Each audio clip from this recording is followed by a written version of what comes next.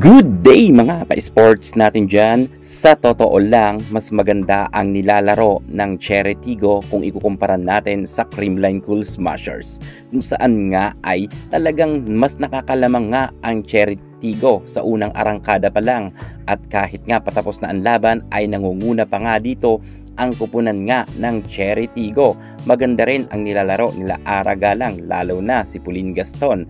Syempre, itong si Batista, ang kanilang import ay sobrang napakalakas rin at napakagaling rin. 20 plus points na nga siya. Abi Maranyo nakakatulong rin. Pero alam nyo ba kung saan nadadali lang dito ang Cherry Tigo? Pag sa duluhan na laban, doon na lang talaga medyo kinakapos nga ang Cherry. Kung mapapansin nga natin kanina sa set 1 at set 2 ay lamang na lamang nga ng husto ang Cherry Tigo at ang Creamline Cool Smashers nga ang nagkukumahog para nga maabutan nila ito ng scores dahil nga sa kalamangan nga madalas ng Cherry Tigo.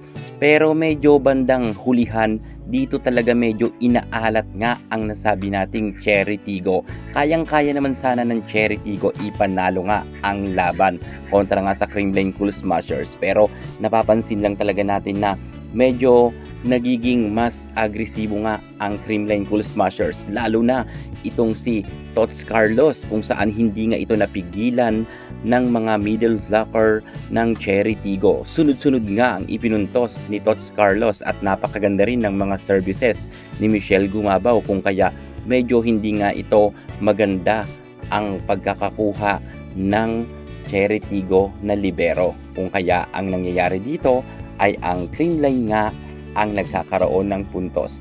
At narito nga pagdating nga sa kanilang laban sa third set, nakalusot na naman ang Creamline Cool Smashers sa score na 23 at 25. Same lang yan ng set 2 at ng set 1 ang kanilang scores. Panalo na naman ang Creamline. Tatapusin na kaya to ng Creamline sa fourth set or magkakaroon pa ng fifth set?